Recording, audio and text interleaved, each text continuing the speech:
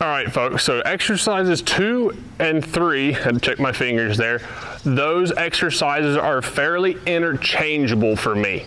Those 2 exercises, the one we're going to start with right now is going to be asking our horse to yield its shoulders. We just did the hindquarters. We're asking the horse to yield its shoulders.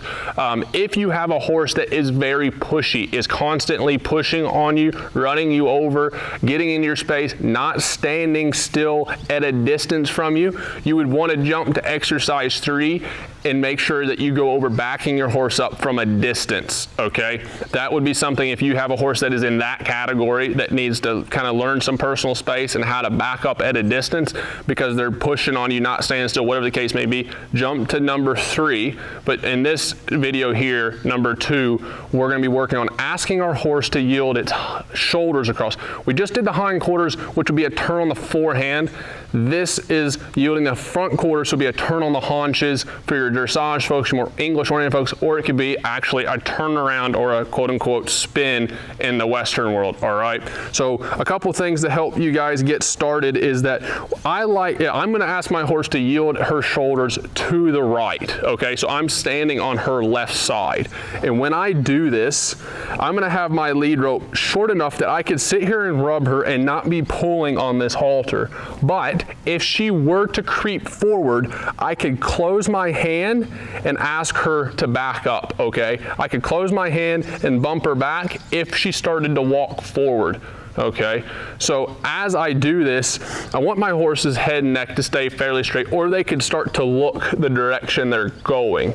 All right, that outside front foot, the white one with the white on it, is going to step from the front. It's going to step to about 4 o'clock, okay, on a clock dial. She's not just stepping out to the side. It needs to step out and back so that the inside front foot can then step over and across. All right, so I'll go ahead and get started with this. What I'm gonna do is I'm gonna start, same thing, middle school dance. You gotta watch number 1 if you guys don't know that reference. But I'm gonna walk towards her jaw. As I walk through here, if she doesn't go, I'm gonna bump her with the palm of my hand ever so slightly. I don't want you guys to end up like a bug on a windshield. Oh. Now, some of your horses will get sensitive. Once they understand what to do, when you start walking to them, they will start going. How do you get your horse to stop? Stop your feet. Don't keep chasing after them going, whoa, whoa, whoa. Like, no. Stop your feet, they'll stop their feet, all right? I see it all the time. Again, now she's probably gonna pay more attention. What I did the first time was, as I walked towards her, if she didn't move just with me moving towards her, I'd raise my left hand, maybe wave my hand towards her, and if I got to where I could reach her, I'd bump her with the palm of my hand in the base of the jaw. Doesn't have to be super hard. If you slug your horse and your horse gets head shy, your timing's off, okay? So I do this just as in, hey, I'm gonna ask you to move that way, and if I happen to get so close, just like my lead rope swinging it, if I get close enough, it will inadvertently make contact. I don't speed my lead rope up and try to get them, and I don't try to reach out and slug one just to get them. When I'm walking towards them, if they don't move, then I will bump them. But you can see I just bumped her off, and because I'm not actually intending for her to move yet, she's not going, and I'm still waving my hand around. So I don't want my horses to end up getting head shy over this. So again, I'm gonna walk towards here. If she doesn't go, then I will bump her like that. And then I just wait for the feet. The feet were slow to respond, which is okay, but I just waited. She got herself in a pickle. And so I'll keep asking her here. Ooh. Here I find that she's under saddle, of course, so the verbal cue does help to help her stop, and I can work on 2 things at once. But I also stopped my feet first, all right? So I'm gonna go to the other side, and of course, you wanna do this on both sides. So I switch hands with the lead rope. My lead rope now is in my left hand, and I can sit here and rub her. It doesn't make contact on her jaw, but if she were to walk forward, then it would. Whoops, sorry, sis. So then, she's thinking about coming towards me. I brought the lead rope back. I'll just rub her here.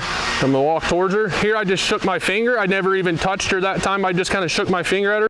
Watch her feet. The left front foot steps out and back. The front right foot with the white on it steps over in front of it. She is turning on the inside front foot. Whoa. And I stop my feet, and she stops her feet. All right. So that is exercise number 2.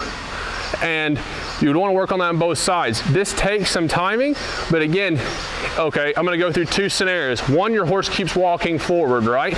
So then you would be able to bump them back. But also there's another key. I always look at it. My horse's butt is like the center of a clock. Okay, so if my horse is the center of the clock, they're just the end of it. Her nose is the one pointing towards the numbers.